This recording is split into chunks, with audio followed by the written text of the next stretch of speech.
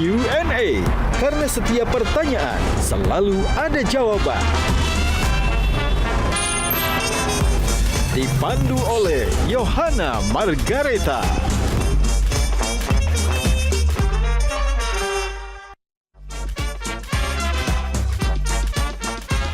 Panelis kita hari ini. Apa salahnya dengan goyang? Orang yang hidupnya sudah kayak aku sendiri, kalau ada apa-apa aku goyang. Kalian dulu pernah belajar vokal khusus kah? Atau memang bakat? Apa ketakutan terbesar untuk masa depan dangdut itu sendiri gitu? Jangan Roma Irama. Soalnya kan supaya istana lebih berirama lagi gitu. Saya ketemu Pak Prabowo di Roma Irama. Iya. Sebelah sini jalan Maggie Z. Sungguh kau suami yang kejam, yang tak pernah berperasaan. Bila engkau marah, engkau menjatuhkan.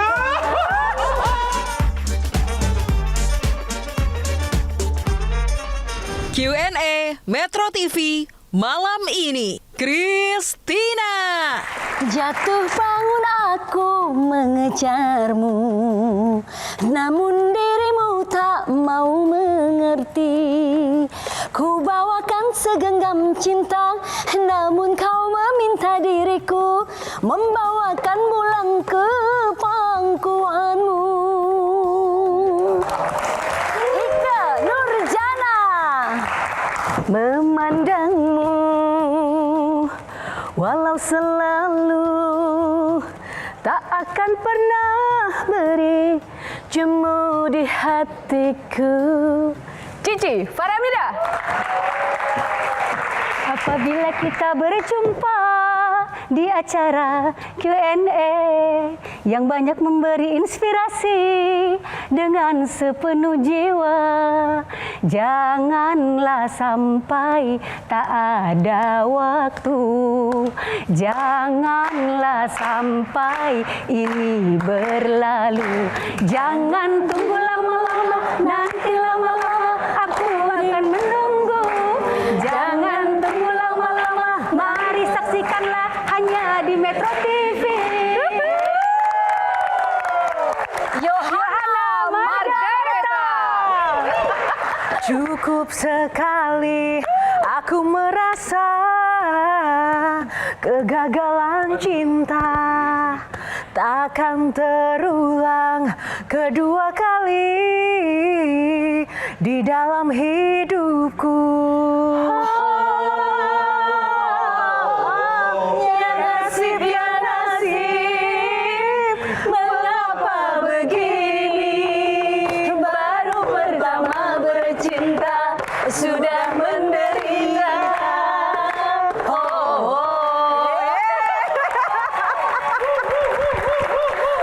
Oke, wow, ini luar biasa sekali teman-teman. Ada 3 diva dangdut Indonesia, tepuk tangan. Dan 3 diva panelis kita, tepuk tangan. Oke, silakan duduk. Gimana rasanya tadi manggung bertiga setelah sekian lama? Berapa lama sudah nggak ketemu bertiga ini? Ini main aja ketemu lama. Ini apalagi acara pasti sendiri-sendiri rata-rata. Acara sendiri-sendiri. Kan dulu sempat ada trio bertiga begitu ya? Tiga kembang. Mencari kumbang. Mencari kumbang. Ada depan nih kumbang. Oh, ini kumbangnya ada nih di sini. Terima kasih sudah berkenan hadir loh di Q&A kali ini. Q&A benar-benar dendang dangdut gempita ya nggak teman-teman? Iya, setuju. Nah, bicara soal tadi kan ini ada trio kembang. Kita mau langsung saja ke trio kumbang nih. Betul. Oke, Mbah Tejo yang dari tadi kok sangat bahagia banget kedatangan 3 diva kali ini. Kalau cukup sekali, kenapa soal cinta, Grace? Ya. Kenapa nggak cabe? Orang tuh nggak pernah kapok sama cabe. Gitu. Kenapa? Cukup sekali, aku merasa kepedasan. Ya, itu ya. Kenapa harus cinta? Nggak pernah kapok ya, Iga ya. Gimana? Kenapa harus cinta? Sesuai perjalanan hidup aku. Aku kan sekali gagal. Udah nggak usah cerita itu. Terus. Iya, jadi pas banget ya, cukup sekali, jangan sampai kedua kali. Insya Allah kalau memang ada dijodohkan Amin. lagi sama Yang Maha Kuasa, dipertemukan lagi jodohnya ya. Amin. Mudah-mudahan tidak gagal ya Mbak Cici ya. Amin. Sama nih Mbak Cici sama aku. Cukup sekali juga. Tampak pada pakai hati semua ya.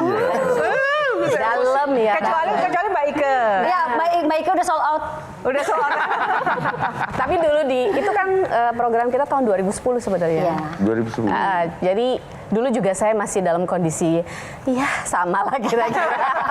Tapi prinsipnya kita tanyakan kenapa Joma Irama bilang cuma cukup sekali dalam cinta ya. Nah, itulah misterinya. Kenapa Mbak Tejo? Menurut Pak Tejo gimana? Padahal nggak saja. Karena laki-laki tuh semuanya buaya. Oh, Jadi Mbak masuk Tejo akal jangan lagunya. gitu dong. Loh, Aku kan masih ingin berharap. Jangan, coba. Apa? Lihat sini, ayo. Apa? Lihat sini. Kata Elvi Sukaisi kan, sungguh kau suami yang kejam. Aku Oh, nggak iya. mau lagi karena dulu tidak pernah mengalami. Enggak, boleh nggak aku request? Boleh. Kalian bertiga nyanyi suami yang kejam satu bait. Lagu Elvi. Kayaknya takut nangis nanti. Sungguh kau suami yang kejam, Yang tak pernah berperasaan. Bila engkau marah, engkau menjatuhkan.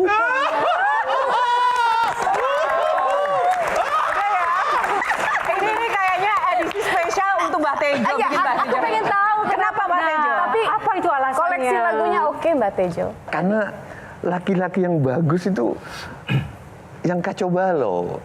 Harus nyebelin. Kalau nggak nyebelin bukan laki-laki. Kalau lurus-lurus saja, nikah aja sama jalan tol, gitu loh, lurus gitu loh. gitu. Tapi membosankan. Oh gitu. Jadi Berarti kurang bandel sih. Gitu loh. Jadi gitu loh. Harus ini. Oh my God. Soal teknik vokal, respect kami bertiga kepada kalian semua gitu ya. Wow. Saya penggemar musik dangdut gitu kan, dia dangdut yang klasik terutama gitu Mbak Tejo ya. Kalian dulu pernah belajar vokal khusus kah? Atau memang bakat? Karena kan kalau sekarang kan kayaknya lebih instan, lebih gampang viral. Tiba-tiba terkenal aja, tapi ya mohon maaf nih. Dibandingkan dengan kalian, teknik vokalnya jauh gitu loh.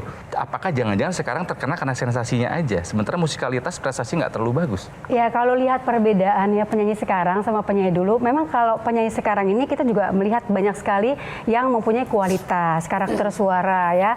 Apalagi ada coachnya juga yang mengarahkan lagu, tapi kembali lagi ke karakter dari penyanyi itu sendiri. Apa dia bisa mengeksplor lagunya seperti apa begitu kan. Kalau kita sih dulu memang kebanyakan dari apa namanya kita sendiri ya bagaimana untuk bisa mengenakin lagu gitu kan.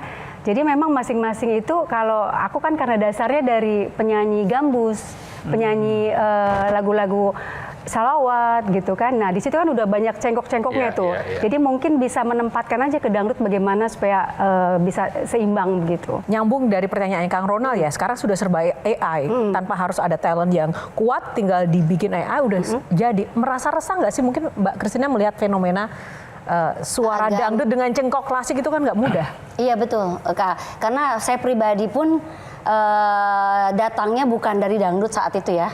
Aku dari band, terus sampai belajar dangdut saat itu pasar meminta aku untuk nyanyi dangdut. Akhirnya aku belajar cengkok dangdut itu palanya pusing, migrain gitu kan. Susah. Aku akhirnya sampai kabur nggak mau belajar. Cuma 3 kali pertemuan dengan dasar aku sudah bisa bernyanyi otodidak ya, dikenalin dangdut. Akhirnya aku ambil ilmunya dalam belajar dangdut 3 hari cengkok. Itu akhirnya aku bisa nyanyi dangdut dengan adanya main enak aja digital AI. Gampang sekali, mengerikan sih, serem. Membuat kita jangan sampai dong nanti kita yang lain-lain ini kita dengan bersusah payah kok gampang banget ada AI gitu. Sangat apa ya? Jangan sampai tergerus lah. Kalau Mbak Ike, apa yang paling hilang menurut Mbak Ike dari dangdut era dulu dan sekarang? Sebenarnya sih ini masalah tren musik yang ada, terus dinamika masyarakatnya sendiri. Karena dalam banyak hal kalau tadi kita lihat bagaimana dulu ada syair yang tadi Mbah Tejo bilang, sungguh kau suami yang kejam. Sebenarnya kan itu ada fenomena di masyarakat yang akhirnya diangkat menjadi lagu tuh, gitu. Iya tuh, sampai sekarang kita masih melihat nggak sih ada hal-hal yang sifatnya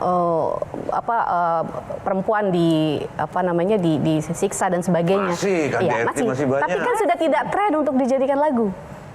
Ya. Masyarakatnya, sepertinya masyarakat tuh lebih senang yang have fun, yang seru. Kalau kita lihat ya tren musiknya ada. Padahal dulu mengangkat apa yang Isu terjadi sosial. fenomena itu adalah itu dangdut. Dangdut itu ngangkat loh. Makanya ada lagu judi, wirasan tingkah, Iya. fenomena sosial yang terjadi pada saat itu gitu Betul, ya. bagaimana termiskin di dunia. Termiskin, Ya kan, Pakib dan Pak Jaksa, semangkuk bersama, gitu kan ya. sesendok berdua kan, Iya, benar. terus apalagi lagu itu Sepiring berdua. sepiring berdua. Makanya aku juga mikir sendok berdua. Piring berdua. Kan gitu ya fenomena kita zaman dulu tuh Mbak. Jadi bagaimana lagu itu touch-nya masyarakat itu Sangat memasyarakat ya. langsung. Iya. Kalau sekarang kan selingkuh denganku, kayaknya selingkuh fun. Kan dibawa gitu. Jadi konsep sedih dibawa lebih fun kalau sekarang. Kalau aku melihat karakter secara musikalitas ya. Apa tadi Bapak bilang? Yang tapi Mengapa engkau datang? bila untuk pergi, kau buat aku senang. Lalu kau sakiti. Sungguh hatimu bagai batu. Iya, maksudnya. Kalau kita lihat secara general, dangdut itu yang mutasinya tuh paling ekstrim di antara genre musik lain. Kita tahu era mungkin 2000-an awal tuh eksotis gitu ya. Terus kemudian yang sekarang adaptasinya ada hipdut gitu ya, hip hop dangdut. Itu menarik lagi gitu. Bagaimana Korea juga ya? Iya, gimana Korea juga masuk ke sini, terus kita ambil wave-nya kemudian diaplikasikan juga dengan campuran dangdut. Nah, yang menarik adalah ketika anak-anak hari ini gitu ya, kita tidak melihat ini salah atau benar, tapi gimana melihat mereka itu mendefinisikan ulang dangdut. Mungkin kalau generasi kakak-kakak gitu ya di depan gitu, itu adalah definisi dangdut klasik yang begitu sempurna dari semua produksi sampai teknik segala macam. Nah akhirnya sekarang yang cuma diserap itu bahkan cuma elemen musiknya aja, dan itu sudah bisa dilabelkan sebagai dangdut gitu. Iya. Nah yang saya khawatirkan atau kayak saya pikirkan adalah bagaimana roh dangdut itu sendiri yang kuat pada cengkok sekarang tuh hilang tanpa jejak. Dalam waktu kurang dari 2 dekade. Betul. Oh Memang iya. sudah terjadi kalau kita lihat genre yang sekarang mengklaim sebagai hipdut gitu ya, pemenang AMI kemarin gitu, Tensi, Garam dan Madu, terus kita bisa ngelihat ada hip hop hip hop dangdut yang diadaptasi ke lagu pop Jawa gitu misalkan. Sekarang memang eranya seperti itu gitu. Yang direplikasi atau yang diduplikasi oleh dangdut adalah mungkin vibes goyangnya atau elemen-elemen ketukan dan kendang yang disampling mungkin, tapi selebihnya udah berbeda. Definisi dangdut Gen Z gitu ya dengan generasi sebelumnya sama sekali berbeda gitu. Tapi kita akan ulas usai jeda. Tetaplah bersama kami hanya di GNE karena setiap pertanyaan selalu ada jawaban. Itu benar-benar kita tuh memperjuangkan bagaimana kita nyanyinya pakai roknya panjang. Itu susah. Pernah ditimpuk karena kita terlalu sopan menurut mereka.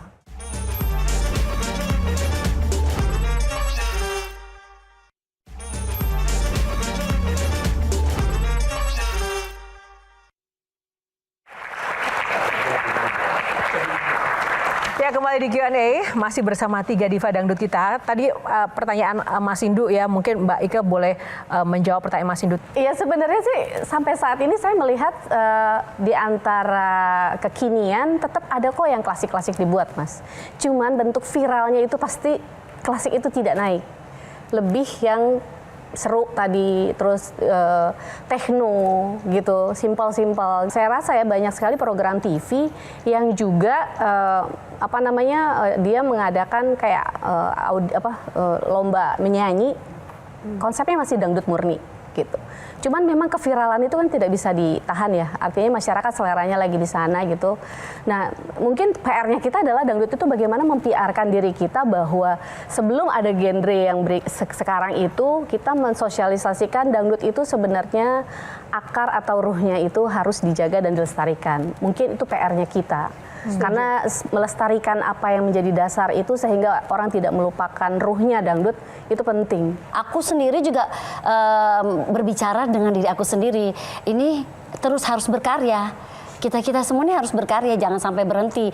Sehingga biar bagaimanapun misalnya ada 10 atau 1000, paling nggak 10 terdengar gitu loh. Yang tadinya tidak terdengar klasik akhirnya terdengar juga itu. Jadi jangan putus asa. Nah, pertanyaan ke Mbak Cici, agar biar relevan itu gimana sebagai pelakunya sendiri? Kalau aku sih melihat ya, karena dangdut itu kan akar mulanya dari musik Melayu ya. Kolaborasi atau dengan musik-musik yang lain seperti Hindi dan Barat ya. Tapi tetap kita harus melestarikan musik budaya Melayu itu, ya kan, yang dikemas sekarang ini menjadi musik dangdut, ya kan. Sebenarnya kita ini dari dulu kita sudah ada tren-tren musik ya, kayak mengikuti perkembangan zaman. Ya, mungkin Ika juga pernah berkolaborasi dengan musisi non dangdut ya. Christina dan kayak saya juga begitu. Cuma memang eranya itu beda. Dulu tetap kita masih mempertahankan cengkok kita seperti apa, walaupun musiknya itu ada tidak 100% dangdut. Gitu. Jadi ya intinya kita tetap harus memperjuangkan, melestarikan bagaimana dangdut itu bisa dinikmati di masyarakat luas dan dengan karakter dan aslinya sendiri seperti apa. Ya, aku tetap optimistis pada hidupnya lagi cengkok itu, Ika. Ya. Karena kemanapun kita pergi, akhirnya pulang kok. Ada kerinduan-kerinduan itu, misalkan soal gambus yang dijalankan, bukan cuma sindainya Siti Nurhaliza, tapi aku misalkan di Wulan Merindu ya kan. Iya. Coba enak itu, coba jengkok. Sama gerakannya Coba. gitu dong. Coba sunyi sepi malam tomba sinar bulan, sesepi diriku dalam penantian. Ya oke. Coba. Lagunya Wulan Merindu judulnya ya. Dia tidak terlalu pure dangdut, ada Melayu, ya Melayunya itu maksudnya itu ya. Sunyi sepi malam tanpa sinar bulan, sesepi diriku sendiri dalam penantian.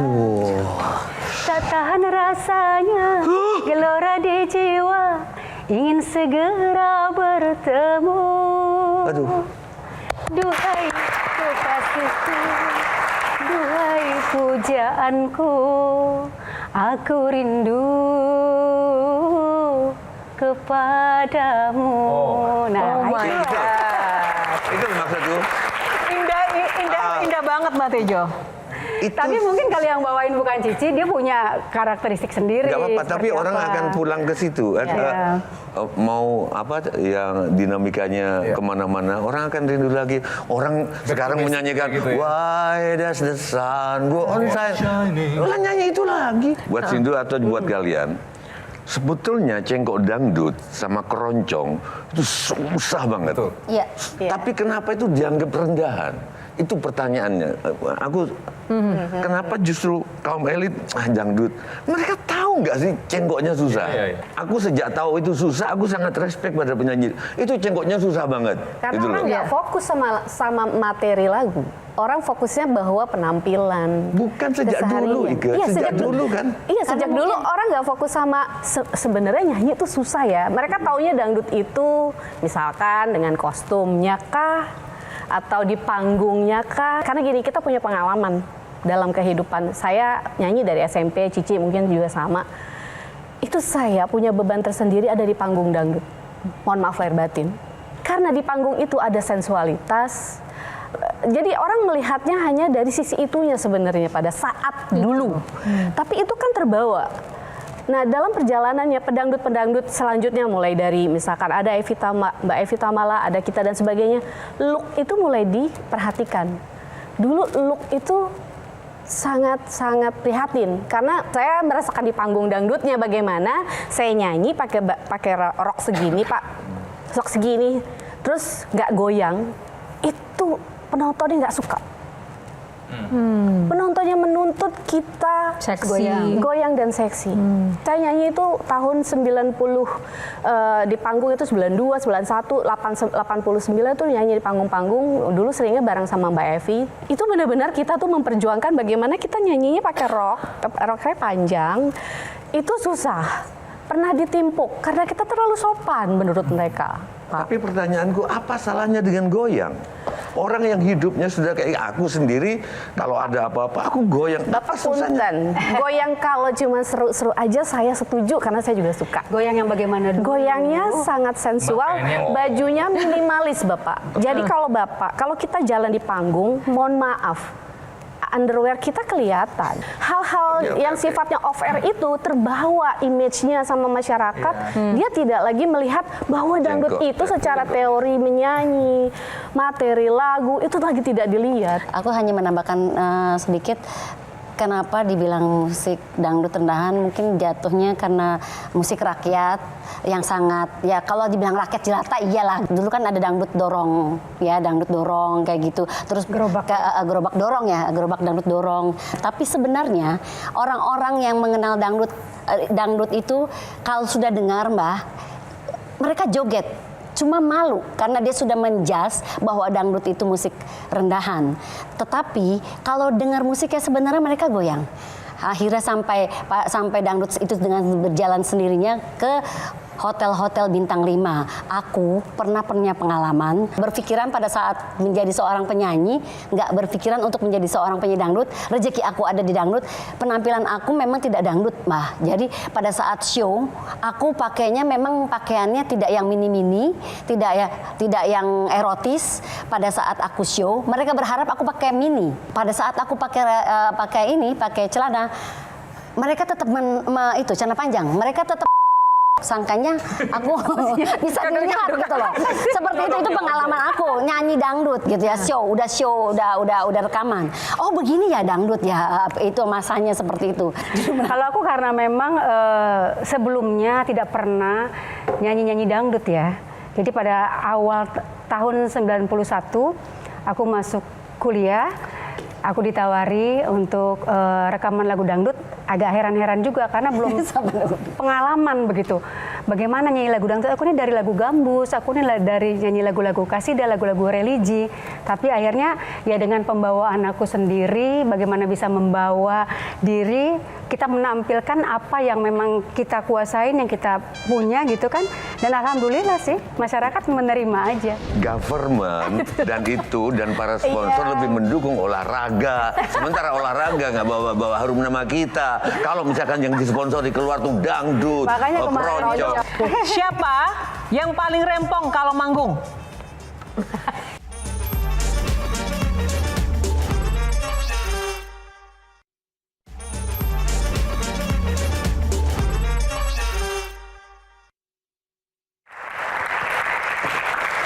Kembali di Q&A pemirsa, masih bersama trio dangdut kita yang sangat luar biasa. Ada sedikit pertanyaan-pertanyaan seru yang ingin saya tanyakan ke 3 kakak-kakak diva dangdut kita, tapi dengan syarat nanti menjawabnya dengan foto yang sudah dipegang. Jawabnya harus cepat ya. Nanti menunjukkannya dibalik ya. Yes. Oke. Siapa yang paling rempong kalau manggung? Coba ya agak lebih ke atas. Aku mau jawab dua-duanya. Apa yang paling rempong dari Mbak Christina, Mbak Ika? Aku pernah satu program sama Cici sama Christina. Jadi dalam perjalanannya soal kostum aja ini kadang-kadang rempongnya setengah mati. Oh, gitu ya? Jadi nanti Cici, gimana kita? Begini, nanti tiba-tiba kostum kita yang sudah ada hilang. Gitu. Kenapa kalau Mbak Cici rempongnya apa? Ya sama rempongnya gitu, apa bajunya apa gimana nanti kita nyanyinya. Karena kan mau menyesuaikan. Ya kayak gitu. Siapa yang hak sepatunya paling tinggi? Siapa ya? Siapa ya? Kayaknya kita standar semua. Tapi enggak, dua-duanya nih. Christina dan Cici. Iya. Oke, pertanyaan ketiga. Siapa yang paling receh? Gila. Suka ngerame. Christina lagi. Christina jawab siapa? Aku sendiri. Jujur dia, jujur. Oke. Siapa yang paling mudian? Ini dia. Oh. Ini jawaban paling kompak. Apa ini ya? Oke, Boleh diceritakan singkat, mudinya yang seperti apa mudianya Mbak Ike, Mbak Cici itu? Apa ya, Cici tuh jadi gini, aku memahami kadang-kadang dia tiba-tiba kalau dari seru tiba-tiba terdiam. Terus tiba-tiba kalau dia masih belum nyampe kita di antara kita duluan suka ngilang aja dulu.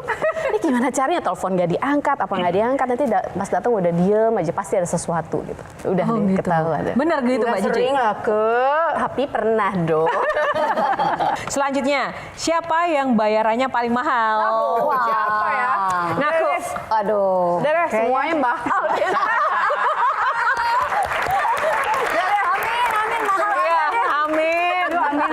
Amin. Kalau ini nggak usah pakai foto, dijawab aja. Roma Irama atau Elvi Sukaesih? Nah, lo. Mbak Ike? Itu raja dan ratu. Emang itu Satu kesatuan sih itu. Iya. Ya, Satu raja dan kesatuan. ratu tidak bisa dipisahkan. Tapi ini harus milih. Roma Irama atau Elvi Sukaesih? kalau mau emansipasi ya Elvis Sukaesih. Kalau aku lihat dari lagu-lagunya Pak Haji Roma ya, banyak memberikan inspirasi. Oke, Mbak Christina. Ya, kalau aku karena sering duet sama Pak Haji Roma Irama. Waduh, ini realistis ya. Gak apa-apa, semuanya dipilih sama kita. Seru ya, tepuk tangan dong. Silakan Kang Ronald nih gilirannya nih. Ya, ini teman-teman dari mahasiswa Universitas Mercu Buana yang mungkin usia mereka tidak lebih banyak daripada usia karir teteh-teteh di sini. Itu seanak aku. Ya, aku tanya sedikit aja simple. Apa yang ada di kepala kalian tentang musik dangdut? Sebutin, yang kenceng apa? Apa yang ada di kepala kalian? Seru. Benar, asik. Dengar musik dangdut tanpa melihat mereka di sini. Siapa musisi dangdut yang ada di kepala kalian? Yang kalian lagunya suka? Siapa? Rita Sugiarto, good. Ya. Karena kalau Icuk Sugiarto badminton. Siapa lagi? Inul Daratista, oke. Ini ada rentang yang Rita Sugiarto sampai Lesti disebut loh. Artinya harapannya masih ada sebetulnya musik dangdut disukai, diminati. Apalagi sekarang beberapa festival di Jakarta ini udah mengawinkan musik dangdut dengan band yang lebih muda. Meskipun lintas genre kayak kemarin di Synchronize Fest ada Elvi Sukaesih dengan Tokyo Ska Paradise Orchestra. Luar biasa banget. Terus sama Malik The Essentials sama Bang Haji Roma Irama. Gitu kan ya. Sebetulnya harapan kalian ke Gen Z ini apa? Ya, mereka tetap harus mencintai musik dangdut sebagai musik asli Indonesia tadi yang saya sudah katakan ya. Dan walaupun ada perkembangan dangdut yang mengikuti zaman sekarang ini, mereka tetap nggak lupa dengan lagu-lagu senior yang seperti tadi disebutkan, lagunya Bunda Rita Sugiarto kan banyak sekali ya, dibawakan juga sama anak-anak zaman sekarang dengan itu. Jadi cintailah musik dangdut dan juga kita ini sebagai artis dangdut yang akan tetap eksis insya Allah. Kalau mendapatkan dukungan dan support dari anak-anak Gen Z sekarang ini ya. Yang menarik Kang Ronald tadi dari ketika kakak-kakak ini menjawab pertanyaan selalu tuh kayak akrab, dan dari tadi juga kita bermain games itu saling mengenal satu sama lain. Yang ingin saya tanyakan, ada apa sih persamaan dari kakak-kakak bertiga ini? Persamaannya sebenarnya banyak. Secara tidak langsung kadarullah, kita sama-sama alma mater satu universitas. Terus kita pernah mengalami kegagalan. Itu ngaruh ya? Sama-sama kan? Sama-sama. Ya mungkin kita dangdut itu kan sering banget ketemu dalam satu event yang berbeda, yang sama. Jadi pada saat bareng kita udah biasa kumpul, udah biasa nyanyi bareng, kolaborasi bareng. Jadi pada saat udah kayak main, jadi kalau show tuh kadang-kadang kita ngerasa ketemu Cici, ketemu Christina. Jadi chemistry itu kita ya. Ada satu persamaan di antara kalian yang saya suka sekali. Apa tuh? Kalian bertiga terlihat lebih cantik setelah menggunakan hijab. Masya Allah. Benar. Nah, itu yang saya juga ingin tanyakan itu kakak-kakak. Banyak kemudian penyanyi yang sudah mungkin memiliki panggilan berhijrah begitu, kemudian mengenakan hijab. Ada konsekuensi soal job ataupun masalah ekonomi begitu, itu menjadi pemikiran nggak dan terjadi nggak di kakak-kakak ini? Mungkin Pasti perubahan itu ada. Pasti perubahan itu ada, tapi tetap kan kita juga berpegang teguh dengan keimanan ya, rezeki itu nggak akan kemana, pasti akan nggak usah takut, masih ada yang maha pencipta, jodoh rezeki sudah ada yang mengatur. Ya pasti ada beberapa event yang tadinya biasanya tidak kita tidak ditaruh di posisi yang oh ya ini Ike bisa, ini nggak bisa gitu. Sekarang udah mulai oh jangan karena udah nggak mungkin Ike di sini. Pasti gitu. Ada event-event yang disesuaikan karena di kondisi yang dengan hijab ini pasti otomatis lah ya dia ada seleksi alamnya gitu. Tapi ya benar bahwa rezeki itu memang sudah diatur dan alhamdulillah sih sampai sekarang kita masih bisa. Ngomongin dangdut itu di kepalaku tuh selalu teringat, aku pernah interview salah satu profesor yang mendalami bidang musik gitu ya, Profesor Cutnya Deviana gitu. Saya bertanya, apa kira-kira musik dari Indonesia yang bisa diekspor ke pasar global dan itu punya karakter yang kuat? Jawabannya cuma 2, keroncong dan dangdut. Nah, artinya gitu ya, apa yang dilakukan oleh ini pada para bidadari dangdut gitu ya, para kakak-kakak ini ya warisan yang bukan hanya sebagai musik aja gitu ya, tapi ini adalah warisan dari karakter kebudayaan kita juga gitu. Dan itu adalah salah satu musik yang paling dekat dengan pop gitu ya, dengan industri secara keseluruhan gitu. Tanpa mengesampingkan kesenian daerah gitu ya, tapi saya bisa membayangkan gitu gimana lagu dangdut gitu membuat dunia ini bergoyang gitu, dan dengan bahasa Indonesia tentunya. Yang banyak juga orang nggak tahu bahwa kita jarang yang dapat penghargaan doktor di bidang musik, tapi Romai Rama beberapa dapat doktor honoris causa di Amerika kan, beberapa. Bicara itu, betul. Bicara itu mungkin boleh kalau soalnya boleh. Ini, jadi Pittsburgh University dulu pernah, saya 2 kali datang ke sana, Mbak, untuk presentasi dangdut, karena mereka pengen tahu sejarah dangdut, terus apa itu dangdut dan dangdut ke depan itu akan seperti apa. Jadi mereka ada pelajaran buat mereka untuk mengeksplor musik populer di negara-negara, termasuk dangdut. Mereka pelajari di Pittsburgh. Profesornya dulu Profesor Andrew Winthrop. Jadi beliau juga bikin buku-buku tuh, Mbak. Jadi dangdut, ya? Mereka concern banget, dan benar Mas bahwa kalau bukan dangdut saya nggak akan ada di sana. Kalau bukan karena saya penyanyi dangdut dan saya harus mempresentasikan dangdut, saya nggak akan di sana. Karena buat mereka ini musik yang menurut mereka musik dasarnya negara kita. Jadi musik populer yang ada di Indonesia bahasanya mereka, dan mereka pengen tahu bagaimana, kayak apa, dan sejarahnya tuh gimana. Artinya Amerika atau negara Barat sendiri concern soal itu gitu. Terus kenapa kita nggak lebih menghargai budaya dasar kita gitu. Gimana caranya agar mendunia lagi dan terus mengglobal? Kita sedang berjuang dan berusaha untuk mendaftarkan dangdut itu sebagai warisan budaya tak benda di UNESCO. Mudah-mudahan kita sedang menunggu bagaimana prosesnya ya. Insya Allah. Nah, jadi mohon dukungan dari masyarakat Indonesia juga gitu kan, untuk tetap mencintai budaya asli Indonesia yang benar-benar insya Allah akan. Indonesia mendukung Mbak Cici. Iya. Tapi government dan para sponsor lebih mendukung olahraga. Sementara olahraga nggak bawa harum nama kita. Kalau misalkan yang disponsori keluar tuh dangdut, keroncong, jadi dunia. Kemarin itu saya kan juga hadir ya, diundang di rapat dengar pendapat di DPR. Kita juga minta perhatian dari pemerintah di sana. Bagaimana ini untuk dangdut ini sendiri, kok jangan didiskriminasikan begitu kan? Jadi alhamdulillah insya Allah nanti ada undang-undang hak cipta juga yang akan merenovasi bagaimana untuk kesejahteraan para musisi dangdut. Jadi Di kota Liverpool, musisi jadikan nama airport. Airportnya namanya John Lennon International Airport. Andai kalian bisa mencalonkan satu nama orang yang bergerak di musik dangdut, diajukan ke pemerintah sebagai pahlawan nasional, siapa yang mau kalian ajukan?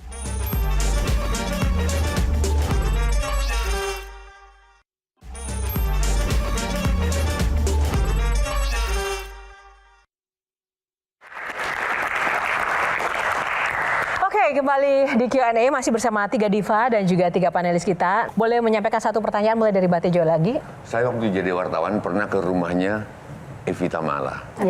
Benarkah pertanyaan Evi Tamala adalah tonggak perubahan para penyanyi dangdut berpakaian sopan? Benarkah? Enggak ada. Selamat malam duhai kekasih. Benarkah?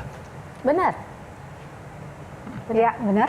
Ya. Untuk Iya. berubah dari pakaian yang minim tadi ke itu. Iya, salah Iya. satunya beliau. Salah satunya beliau. Ada nggak sih pesan khusus yang menginspirasi dari sosok Evita Mala. Evita Mala? Mbak Ev tuh komplit ya menurut saya. Jadi dia tuh kan juga menciptakan lagunya. Itu lagu dia. Oh, dia Itu lagu Mbak Ev. Lagu ciptaan Dia sendiri. pencipta lagu. Dia Seniman banget. sangat seniman Nah, banget. pertanyaan selanjutnya dari Mbak Christina. Penyanyi dangdut apa yang paling menginspirasi seorang Christina atau idola di Indonesia? Penyanyi dangdut sebenarnya Pak Haji Roma Irama, Umi Elvi, Rita Sugiarto, termasuk ini kakak-kakak aku juga. Oke. Jadi aku belajar dari senior-senior semua. Mereka tuh punya karakter masing-masing, sehingga aku yang nggak ngerti dangdut, akhirnya aku terjun ke dangdut, aku punya karakter sendiri juga gitu loh. Jadi aku belajar dari senior-senior. Jadi kalau dibilang idola, semua aku idolakan. Mereka itu luar biasa semua. Oke, kalau Mbak Cici ada nggak satu orang yang benar-benar menjadi acuan inspirasi untuk menjadi penyanyi dangdut? Iya, nggak salah lagi sih kalau Umi Elvi, Rita Sugiarto, kemudian juga Pak Haji Roma. Apa yang diambil dari mereka oleh seorang Cici Paramida?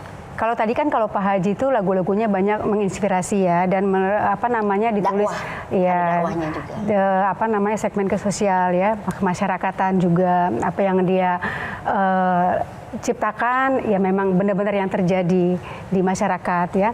Kalau Umi Elvi ya eksistensinya dan Umi tuh mempunyai keunikan sendiri dengan gayanya sendiri ya kan, seperti itu, nggak ada yang kayak gaya nyanyi lempar mic sana lempar mic sini. Nah itu gitu ya? nah itu gayanya Umi itu seperti itu. Kalau Bunda Rita Sugiarto ya teknik vokalnya ya. Vokal, powerful. Ya itu setiap lagu yang dibawakan sama Bunda Rita Sugiarto pasti lagunya akan enak didengar karena dia mempunyai cengkok dan karakter sendiri yang khas. Ya, seperti khas itu. powerful gitu ya. Kalau Mbak Ika? Ya, kalau buat saya, Aku pengen menjadi seperti dia itu, nah ada nggak Mbak? dulu kalau seperti dia itu aku tidak, tapi aku suka mempelajari karakter suara masing-masing. Karena itu jadi ilmu buat saya. Dulu karakter suara saya tuh dekat sekali dengan Ibu Ida Laila. Ya, jadi itu juga menjadi guidance buat saya untuk nyanyi, karena menurut banyak hal saya ngerasa karakter suara saya cenderung Ibu Ida Laila itu cocok gitu. Tapi bagaimana skillnya Umi Elvi saya coba pelajari tuh, bagaimana dia membuat cengkok dengan versinya dia, nafas, tarikan, genitnya gitu. Itu kan Umi ngomong aja halo gitu kan ya. Gitu. Ya, Kentil ya? gitu, kentil.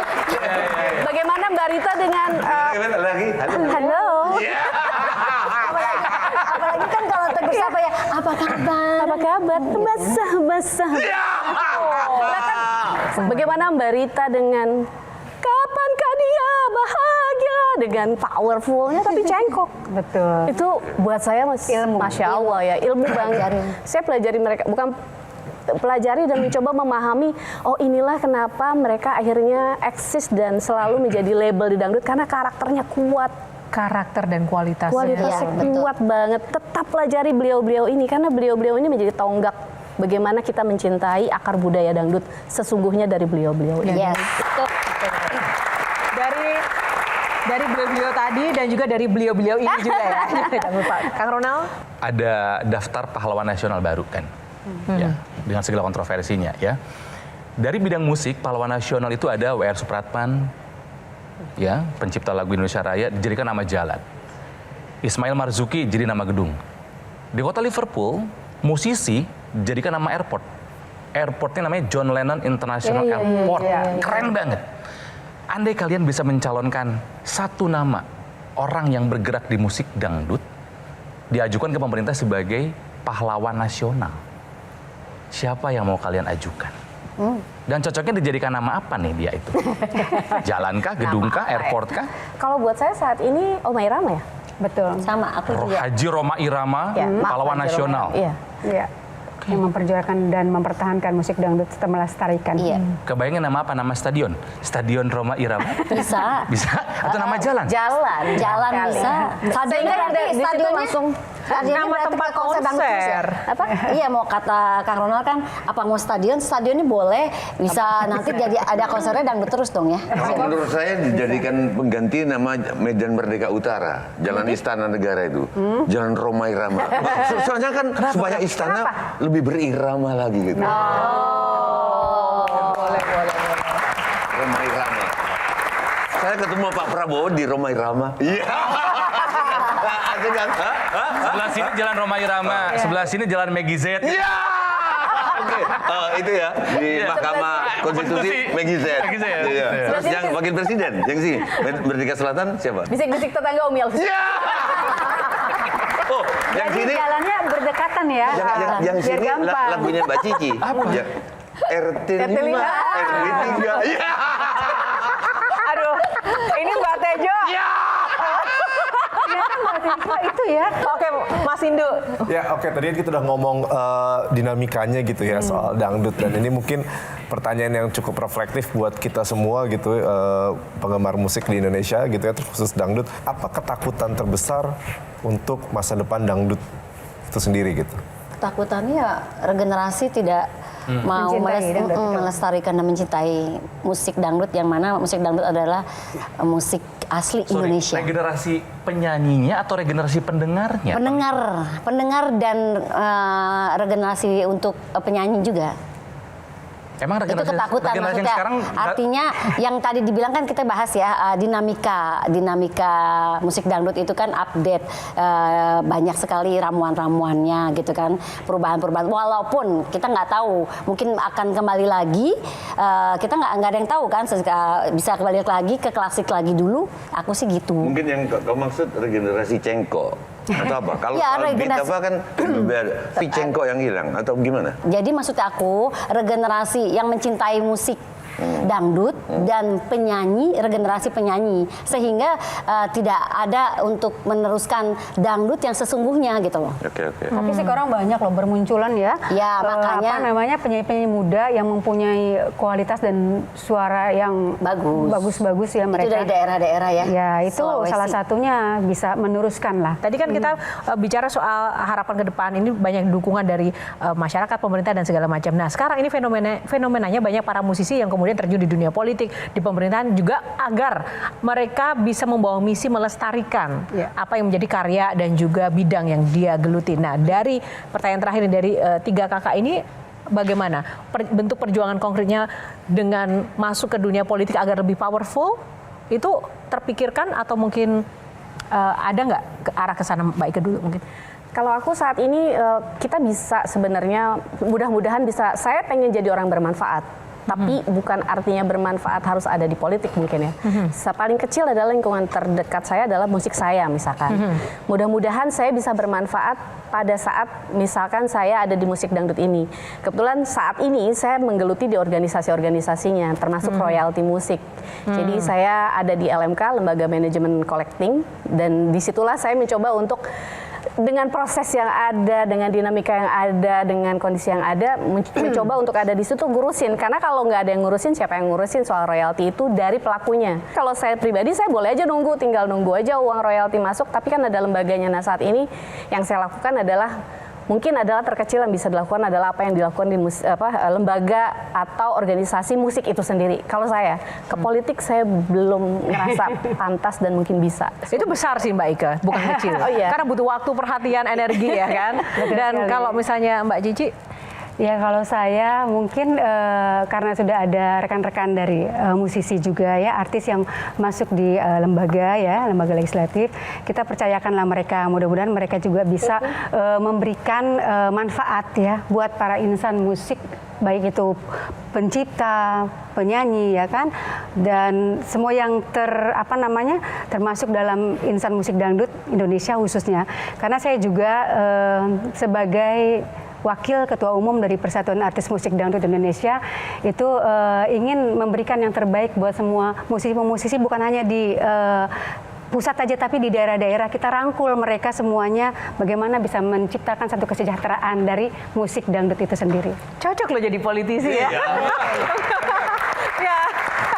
Mbak Christina? Kalau aku sih sangat berharap buat teman-teman teman-teman musisi yang sudah ada di Senayan, semoga nanti ada berita pencerahan untuk teman-teman musisi yang tadinya gelap dan menjadi terang, itu aja.